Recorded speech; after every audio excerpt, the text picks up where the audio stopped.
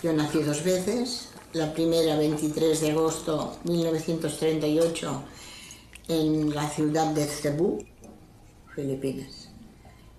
Y la segunda vez fue el 12 de febrero de 1945, hecha una piltrafa de personaje, porque así era una cría de 6 años, pero estaba hecha una piltrafa, pero era yo.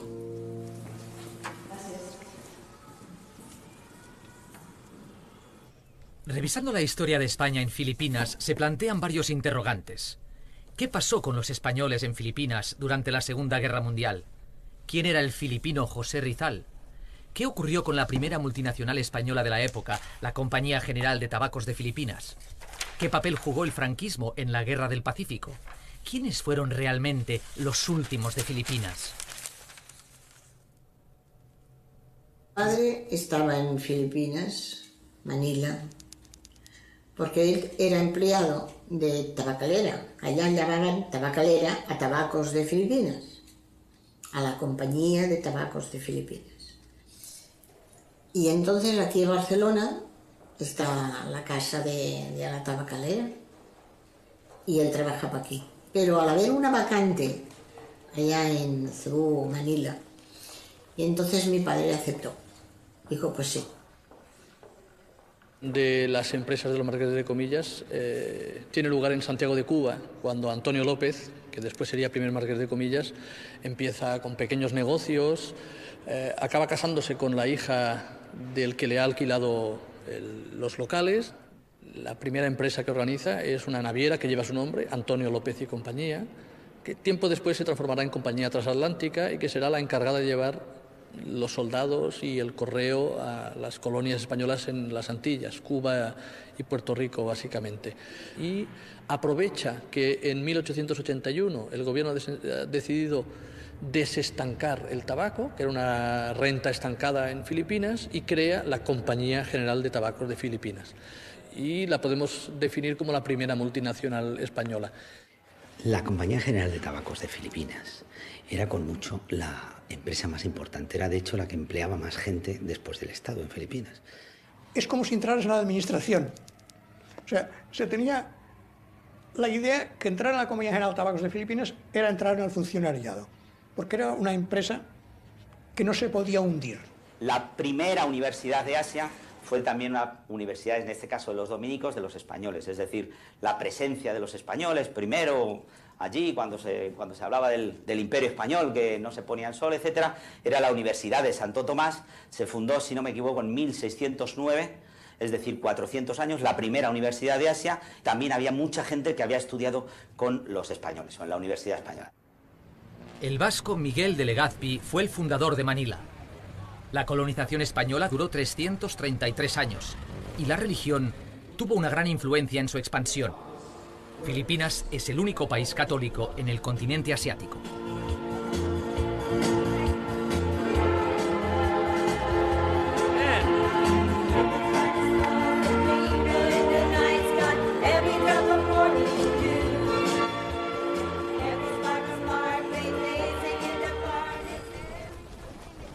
En 1898, Estados Unidos desbancó a España de Cuba, Puerto Rico y Filipinas. 2 años antes, España fusiló a José Rizal, héroe nacional filipino. Este hecho estimuló el proceso hacia la independencia.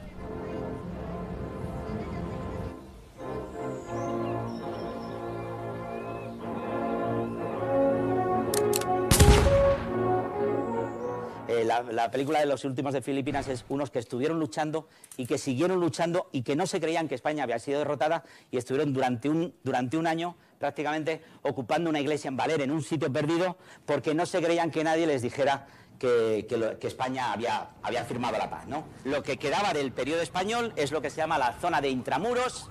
Intramuros era la zona, digamos, amurallada. Aquí estaban los barrios de Ermita y Malate, donde era esa mesticería, donde la gente hablaba en español, donde según los censos de 1938 también, el 40% de la gente hablaba español.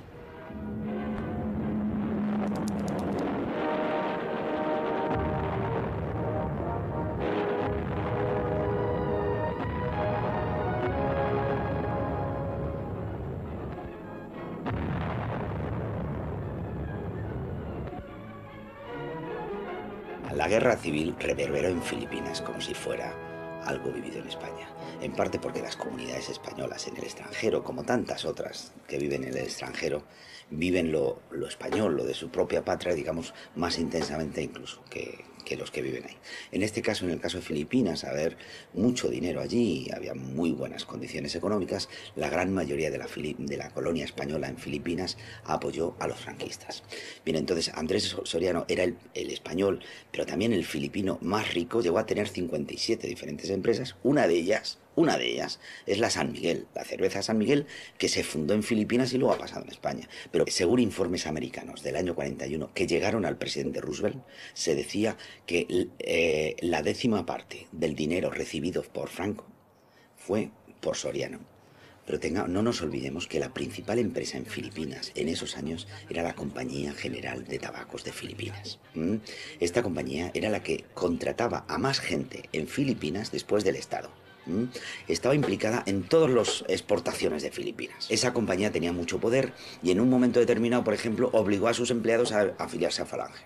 Luego, cuando rompieron sus relaciones con la Falange, les obligó a sus empleados a deshacerse y ir contra la Falange.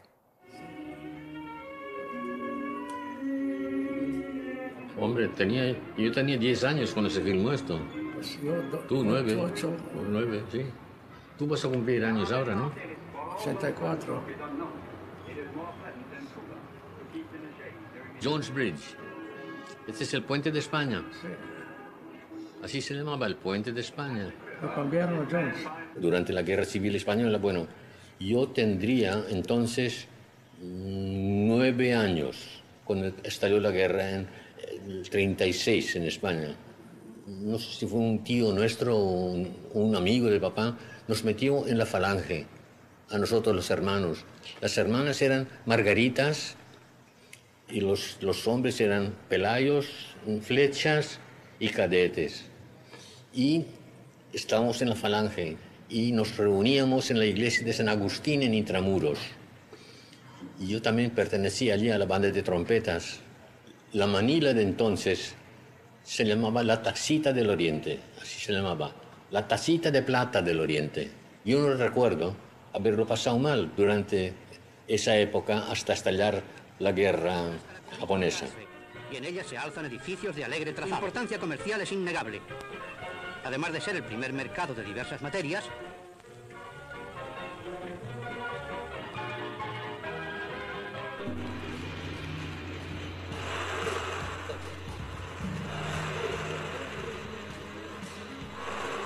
La expansión militar japonesa pretendía crear una esfera de prosperidad asiática bajo la tutela del Imperio del Sol Naciente.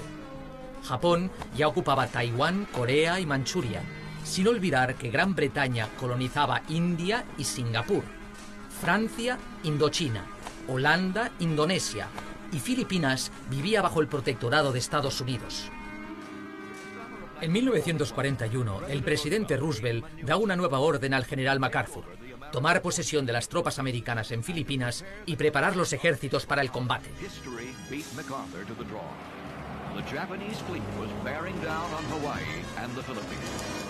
7 de diciembre de 1941, el día del ataque a Pearl Harbor. MacArthur ve su profecía convertida en realidad.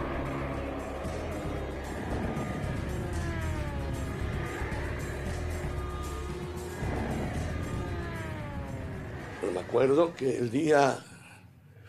la mañana del 8 de diciembre, que era el 7 en Hawái, era la primera comunión de mi hermano mayor. Y cuando estábamos en un club de oficiales, un club privado en el puerto de Manila, en medio de la merienda, desayuno merienda, llegó la palabra del bombardeo de Pearl Harbor y la declaración de guerra. Nosotros en la guerra estábamos en un puerto de mar y nos avisaron que venían los japoneses, año 41, y tuvimos que escapar primero mi madre y yo, porque mi madre era rubia con ojos azules. Yo no es que fuera bonita, pero debía de ser rubita y con muchos tirabuzones. Tenía 2 años y nos escondieron 6 meses en un pueblo unos filipinos.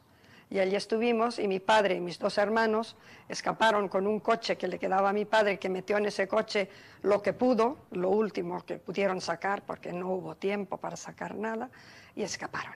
24 de diciembre ya habían desembarcado los japoneses en Lingayen, en Tayabas y varios otros sitios, y se estaban ya acercando a Manila. Y entonces, como mi padre era español, como todos éramos españoles, pues nos llevaron, ellos decidieron más bien llevarnos al Casino Español, aquí, de Manila, que era grande, era enorme, que le tenía muchos miembros. Pues allí nos reunimos todos, millares creo que éramos. Cuando entraron con aquellos caballos de Manchuria, unos caballos muy peludos y unos tanques de guerra, pero de esos feísimos. Y pues todos nosotros con un miedo mirando aquel espectáculo, cuando entraban todas las tropas japonesas.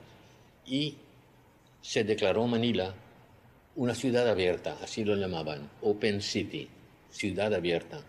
Y a los 2 días, pues, los japoneses pues, lanzaron una serie de edictos al Filipinas, que todos se podían ya retirar a sus casas, que la guerra se había terminado. En Manila se había acabado la guerra y todo tendría que volver a la normalidad. Y así fue. El general MacArthur se atrincheró en la isla de Corregidor, en la bahía de Manila, y resistió varios meses hasta huir hacia Australia, donde pronunció su célebre frase "I shall return", volveré.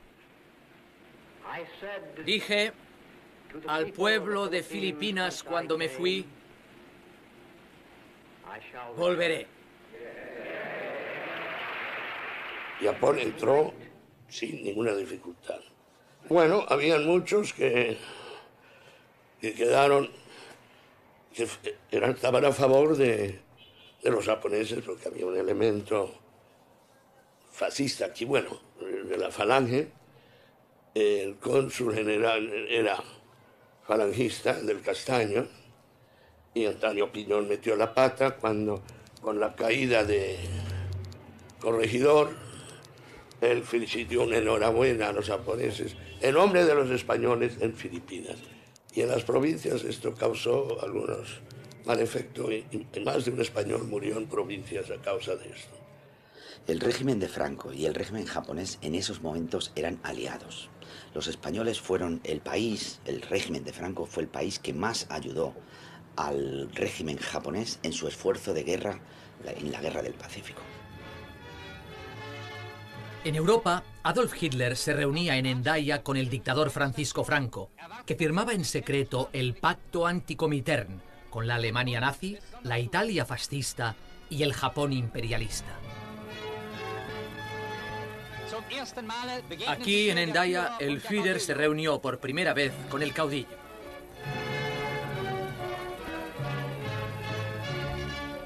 En el Casino Español habían 2 grupos, republicanos y nacionalistas. La mayoría de ellos se mantuvieron neutral, aunque muchos simpatizaban. No necesariamente colaboraban, pero simpatizaban. Eran tiempos de alianza entre Franco y el Japón del emperador Hirohito. Franco tenía la esperanza de recuperar la influencia hispana en Filipinas bajo el dominio japonés.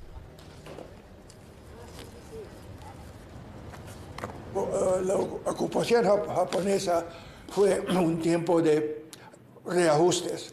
Primeramente que en la transportación ya no había combustible, ya no se podían usar coches privados, así es que teníamos que ir en bicicleta o en tranvía o en carretelas o carromatas, como los llamábamos, tirados por caballos.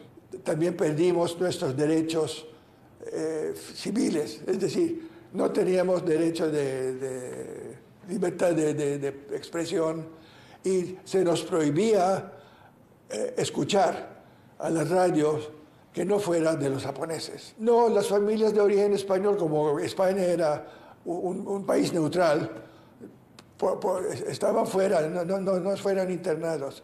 Los únicos españoles que fueron internados fueron 2 republicanos, porque creo que el cónsul español les delató a los japoneses y les metieron en Santo Tomás con los aliados. A los 2 días de entrar los japoneses llegaron aquí a Manila, entraron en Manila, mejor dicho, el 2 de enero. El día 4 de enero vuelvo a casa, estoy en mi bicicleta y me paran muy cerca de casa, lo que es el estadio Rizal. Me paran allí los japoneses y hay 3 filipinos que están atados y les están torturando. Les dan unas palas para que hagan unos agujeros. Les arrodillan allí y entonces empiezan a practicar con los sables, ellos que se llaman katanas, como si los fueran a matar. Pero solamente... pero paran unos centímetros antes de llegar al cuello. Y todos estamos pensando de que eventualmente les van a matar, matar. Pero no, después uno de ellos en un camión con una especie de altavoz dice, no, es para que veáis que los que se rebelan contra el ejército japonés, esto les puede pasar. Pero somos también muy generosos y como es la primera vez, los vamos a llevar a la cárcel y no les va a pasar nada. A estos señores nos enteramos por la noche que los matan. El pintor filipino de origen catalán, Juvenal Sansó, tenía 15 años cuando le detuvieron los japoneses. Però ens esperava que els americans haurien tingut més sentit de la defensa o medis, o no sé, però ens van deixar. Ens van deixar, els japonesos van ocupar i van fer les marranades que van voler. I voler. I pues mira, va ser un desastre. Un desastre. Bueno, a mi pues, quasi que em maten. Això és el que va passar, que un dels japonesos amb el revòlver em va posar a les costelles i em va portar on volia ell. I em trobo allí una lanxa, una gran lanxa militar. Passa la passarel·la, que era tot allò que es veu a les pel·lícules, exacte, i em trobo amb un senyor que tenia un sabre a la mà. Al passar al darrere per torçar-me el braç, em va tapar el nas i la boca. Així és que per respirar tenies el dolor extrem i a més que no podies respirar. Bueno, doncs a poc és que el cervell ja no pot més i em vaig desmaiar completament. I després vaig sentir com una calor que m'estava molestant però jo encara mig conscient resulta que m'estaven orinant sobre. Per humillar, és per humillar. La sort meva va ser que hi va haver com, una ventolera i hi havia les lones que estaven donant cops al costat del barco, al casco. I quan vaig tindre, jo què sé, 2 o 3 minuts, era allò, em vaig enrotllar com un tronc i em vaig deixar caure al Pasig, és el riu d'aquí.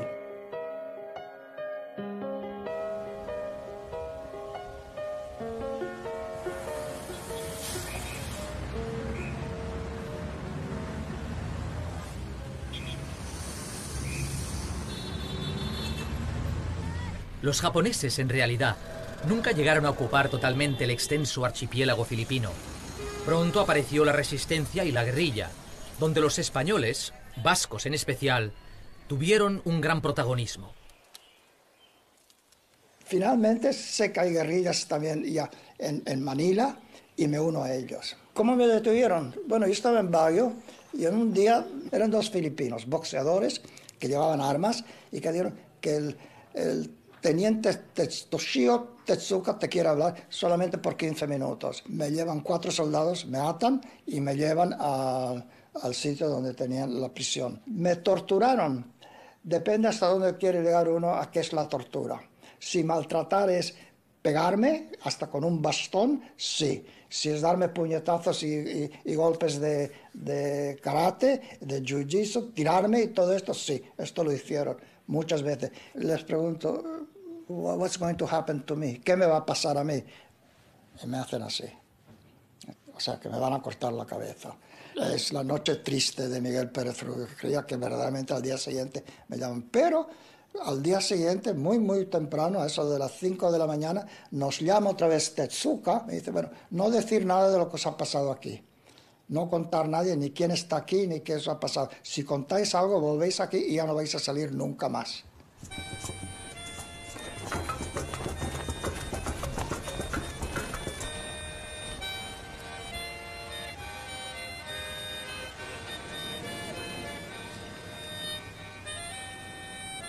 La guerrilla antijaponesa contó con varios guerrilleros vascos que vivían en Filipinas.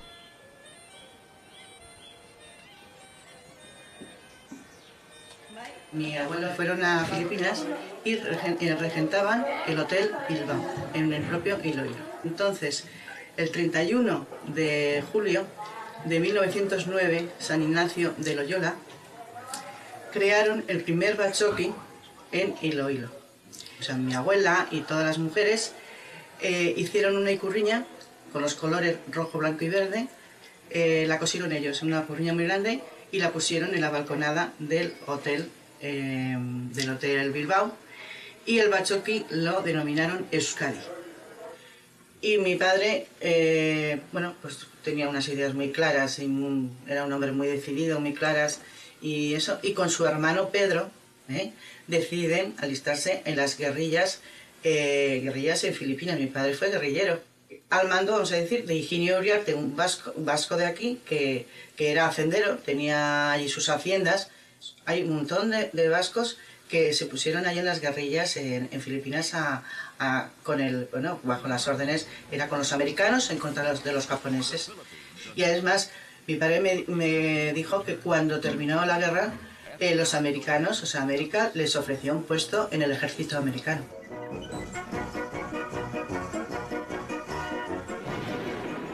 Estos guerrilleros contribuyeron al desembarco de las tropas aliadas en la bahía de Leyte, donde el general Douglas MacArthur cumplió su promesa.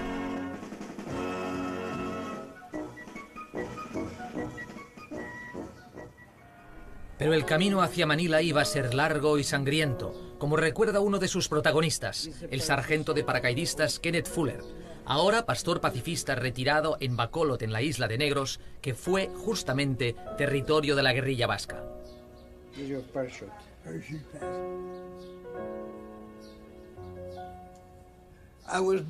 Nací en una base militar, el campo Sherman, en Ohio, y tengo historial militar desde que nací. Mi padre fue un veterano de la Primera Guerra Mundial. Yo soy un veterano de la Segunda Guerra Mundial. Y espero que no haya una tercera. Mi vida militar me llevó a ser miembro de la única unidad de paracaidistas en el Pacífico. Y vine a Filipinas cuando MacArthur desembarcó en Leyte. Después fuimos hacia Manila, donde formamos parte del ataque a Manila. Fue nuestro primer salto de combate. Bien, la batalla de Manila fue muy dura, también para los japoneses, que lucharon por cada edificio de la ciudad.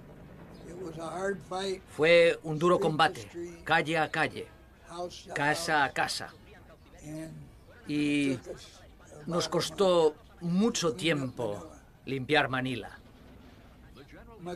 MacArthur siempre estaba cerca del combate. Y estando en la línea de fuego, vi a MacArthur a unos 30 metros. Iba vestido como uno más, sin medallas. Tal vez llevaba una insignia, no lo sé. No quería que los japoneses vieran que era un oficial, porque iban a por ellos. Por suerte, yo solo era un sargento y no un oficial superior.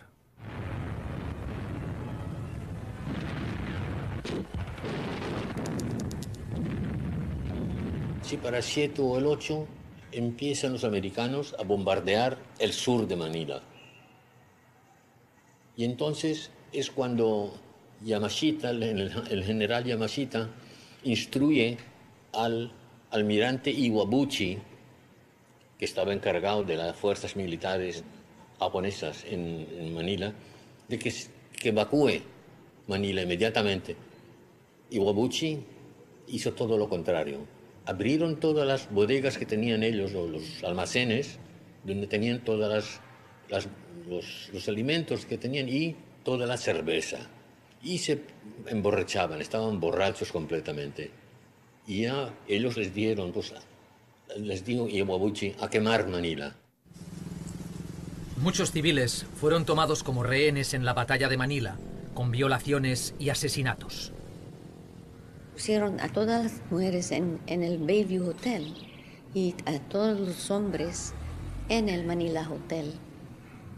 A mi hermana, que tenía flu, estaba con fiebre, le querían sacar, estaba agarrando mi mamá para ir al otro cuarto y les tiraron y querían violarle también porque era guapísima mi hermana.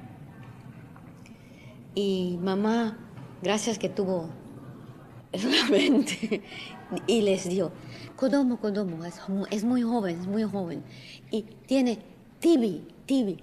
Y como estaba tosiendo y el ojo estaba mal, la soltaron. Pero mis dos primas las violaron. No, hemos pasado tiempos muy malos.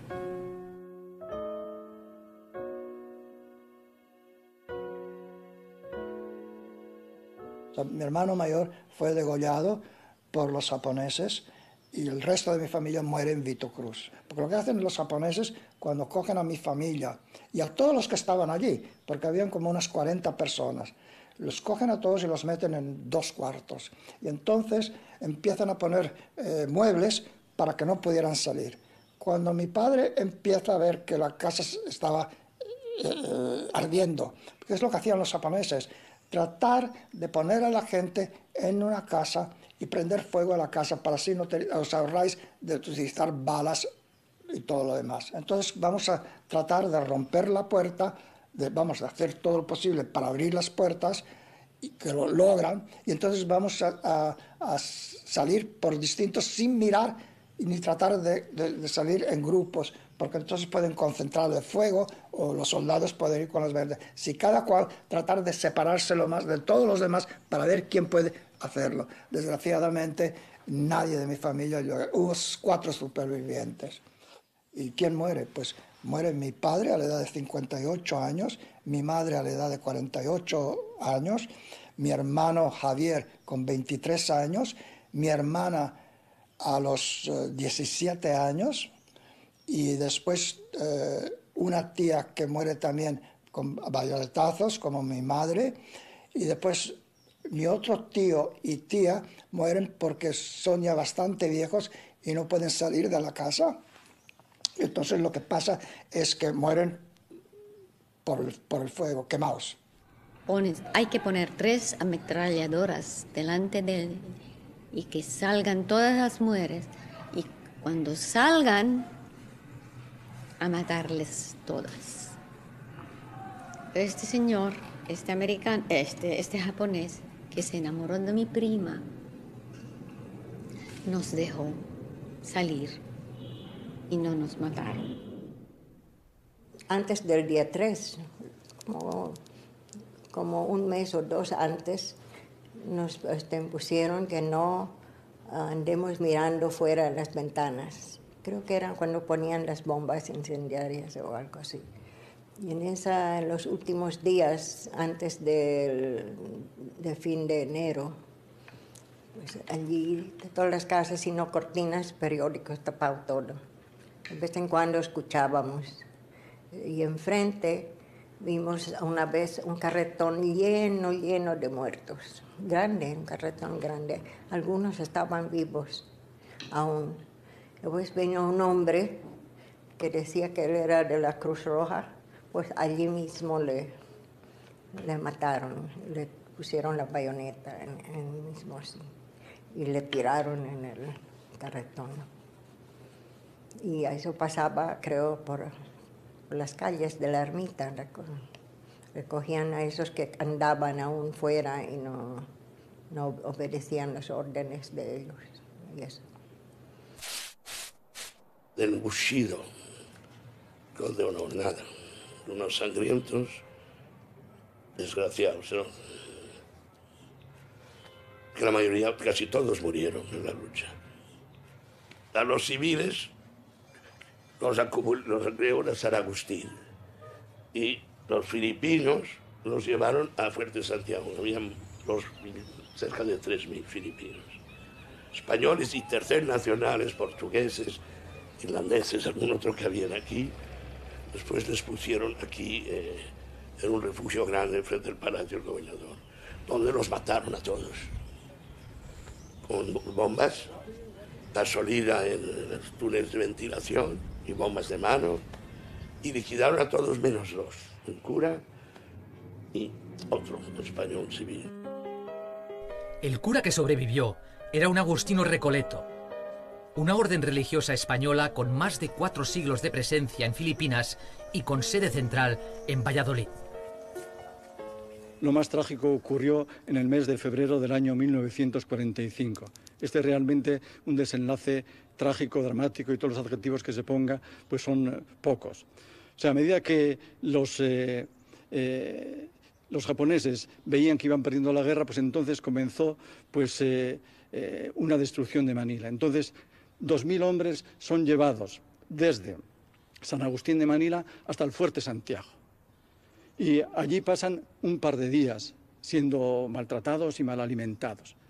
A los 2 días de estos 2.000 que habían llegado allí, 150 españoles, solo españoles, los vuelven a San Agustín de Manila, y entre ellos todos los frailes. A los agustinos, que es la historia que mejor yo conozco, pues les metieron junto con otros 80 en una bodega construida por los japoneses, a la cual se accedía por una rampa muy pindia. Lo que hicieron fue cerrar la puerta, cerrar los 3 respiraderos que había, lanzar bombas, lanzar granadas y después por la puerta ponerse a disparar las metralletas. El testigo que nos narra esto, que es precisamente un agustino, el padre Belarmino, pues nos cuenta que él, después de estar herido por una granada que le hirió en una pierna, que le hirió en la espalda, en la cara, en la cabeza, después de estar inconsciente un tiempo, pues despertó. Y al despertar se dice: tengo que salir, tengo que salir. Entonces, gateando por encima de cadáveres, pues consiguió acceder a la puerta.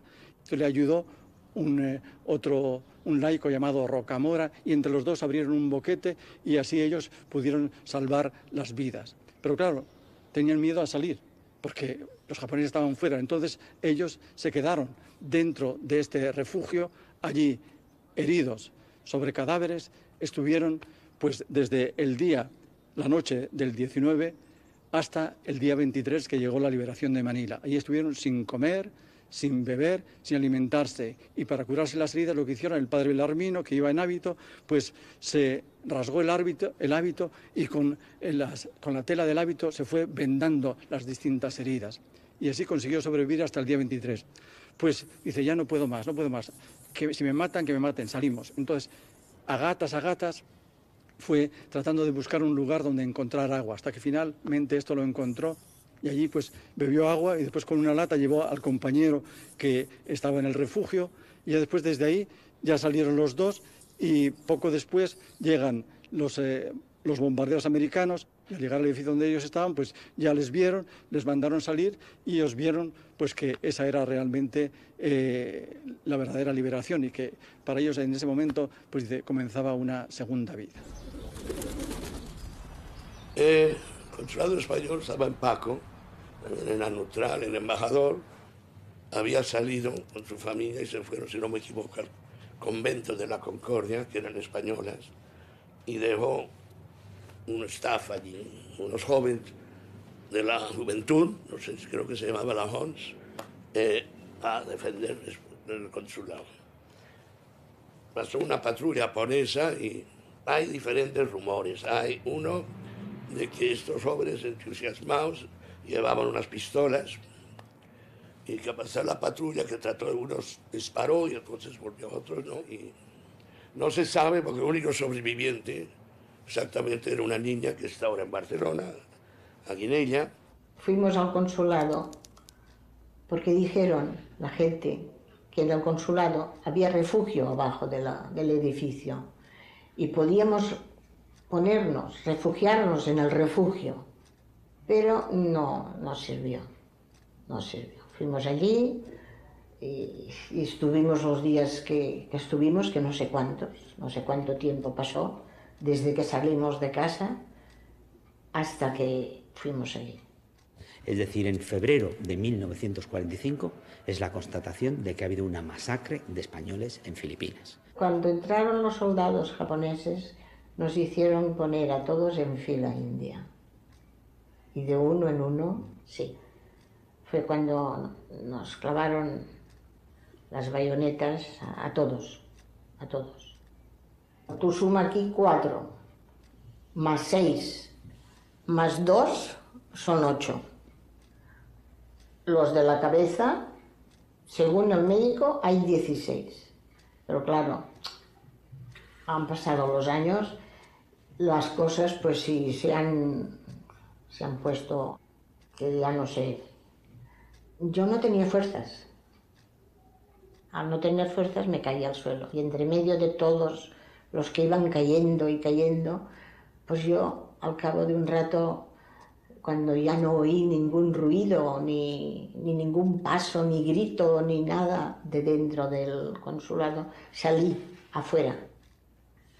Y allí fue cuando un soldado japonés, pues de esos que quedaban más atrasados que los primeros, de los últimos, pues me descubrió que yo estaba ya y vino hacia mí para darme el toque de gracia, que era el remate.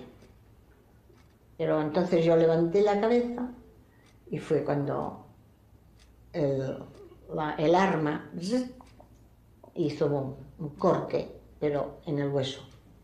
No llegó a penetrar adentro del cerebro. Y yo pues volví a bajar la cabeza, hice ver que estaba muerta.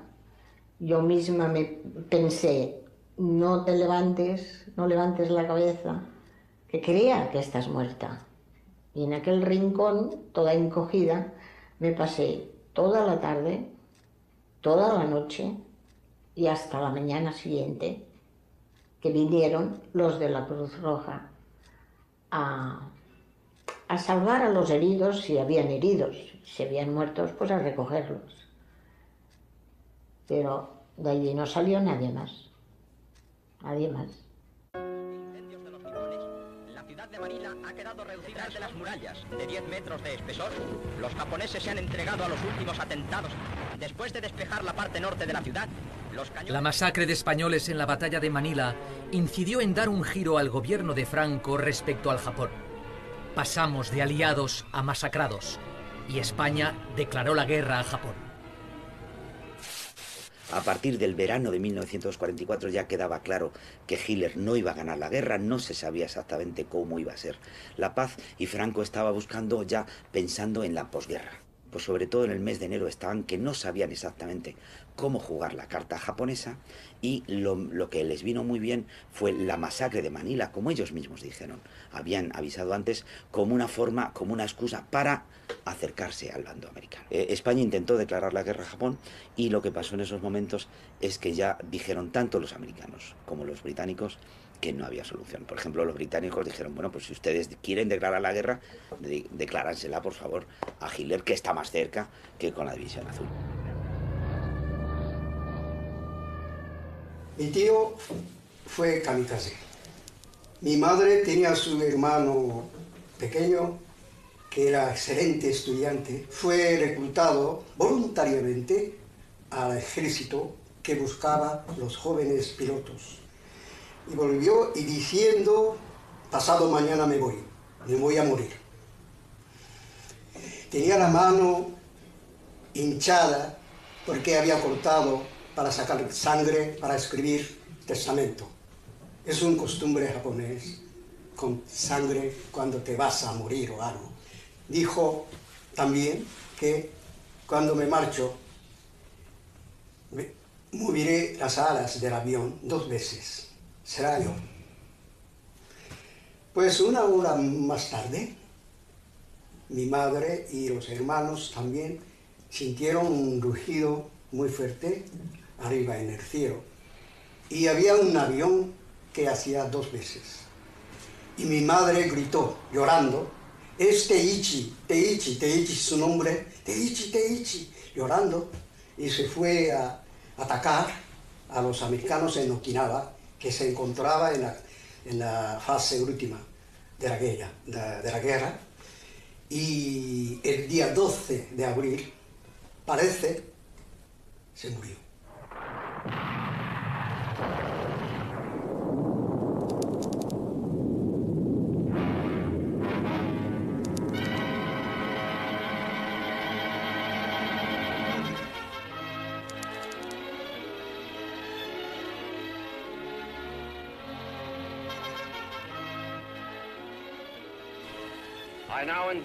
Y ahora invito a los representantes del emperador de Japón a firmar el documento de rendición en el lugar indicado.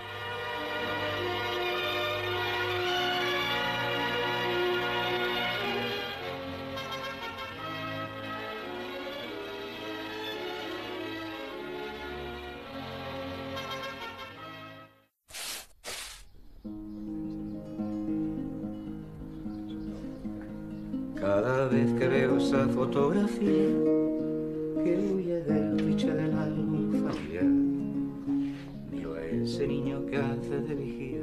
Mi padre se fue a trabajar ahí, a la compañía de tabacos de Filipinas. Entró a trabajar en Barcelona en la compañía de tabacos en las Ramblas. Y lo destinan a Manila.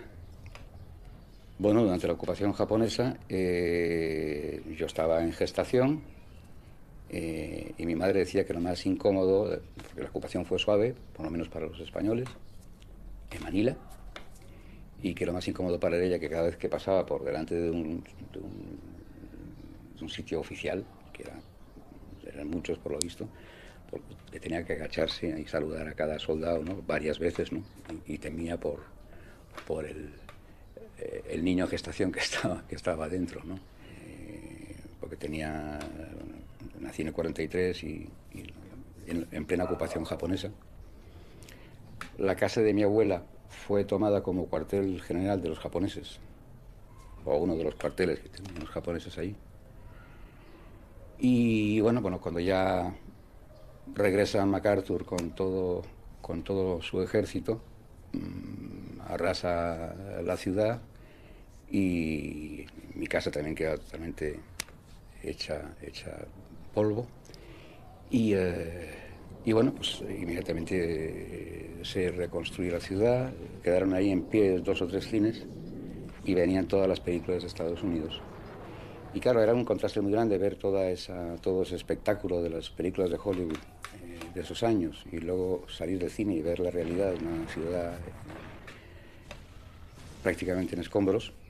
Era un contraste muy fuerte, ¿no? Y yo creo que de ahí mi fascinación por ese mundo fantástico que es el cine. Nunca me había planteado lo de revisar fotografías de los álbumes con fotos antiguas, ¿no? Y de repente, de un tiempo a esta parte, pues he sentido la necesidad de volver al principio un poco, ¿no? Me encontré con una serie de fotografías, sobre todo una de ellas, una fotografía que me hizo mi padre en el malecón, en el Boulevard, pocos meses después del final de la guerra. Si descubre a su verdugo en mis ojos reflejado, mientras él me ve mirar a ese niño que miraba el mar, ese niño ajeno al paso de los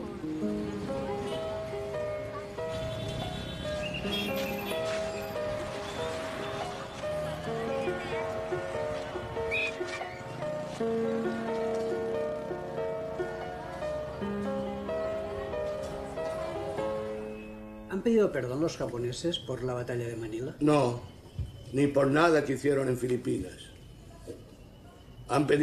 Dieron perdón a China y a Corea, pero ya muchos años después, porque cuando dijeron que la violación, la masacre de Nankín, donde mataron a 400.000 chinos, los chinos se enfadaron, empezaron a moverse, a destruir oficinas de productos japoneses en China y a los consulados. Y entonces el primer ministro se vio obligado a ir allí a pedir culpa y para pagar.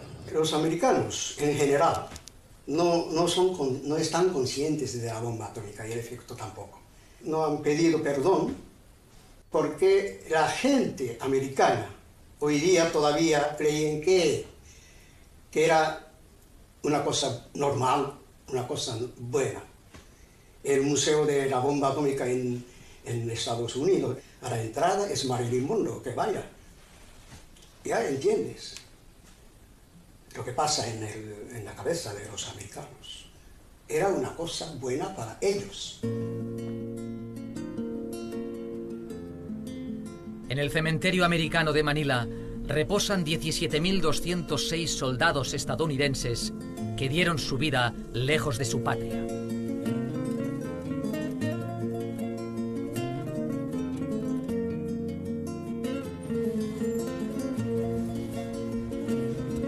La batalla de Manila duró un mes, con un saldo de más de 100.000 víctimas.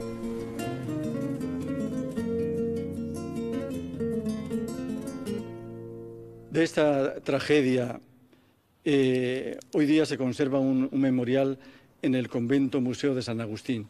Pues en este claustro los agustinos decidieron construir una cripta, a solicitud de muchas familias de Manila que deseaban conservar allí las cenizas de sus familiares. Bueno, pues los agustinos decidieron también dedicar ahí un monumento no solo a sus seres queridos, los 12 agustinos que habían sido asesinados por los japoneses, sino a esos 140 españoles que habían sido asesinados por los japoneses. Mis padres están en la lista de todos los que fallecieron dentro del consulado.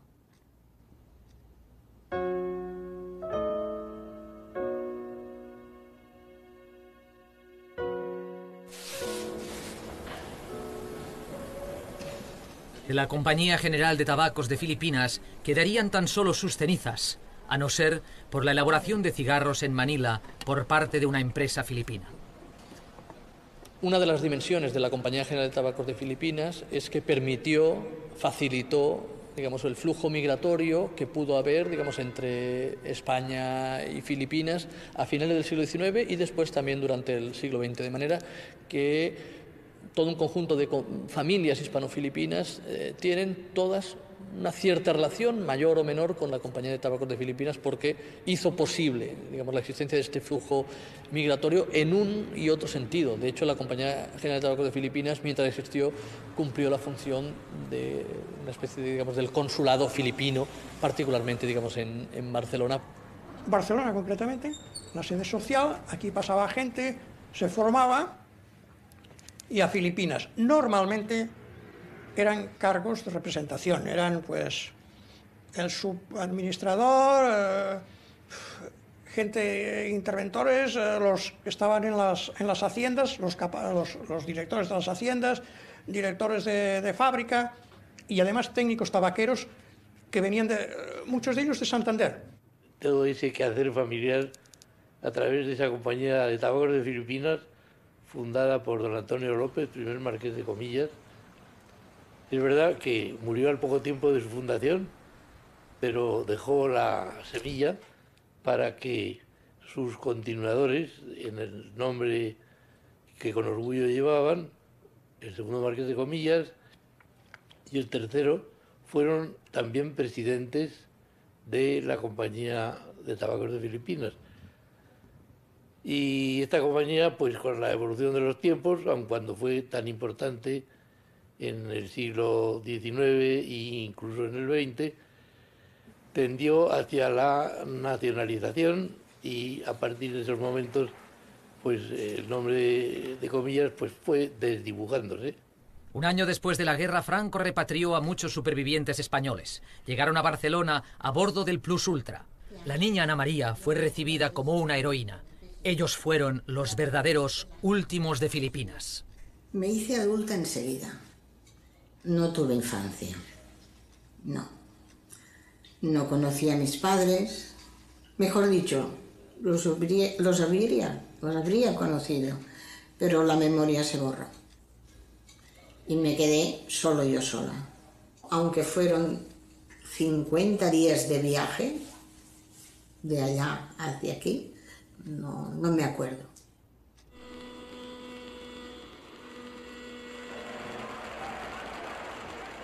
Cuando el Plus Ultra llega a Barcelona, pues los periodistas de todos los periódicos, porque claro que yo ya era primera plana, las autoridades también, pero yo no me acuerdo de nada, ni tan siquiera de estas fotografías que salen en el periódico.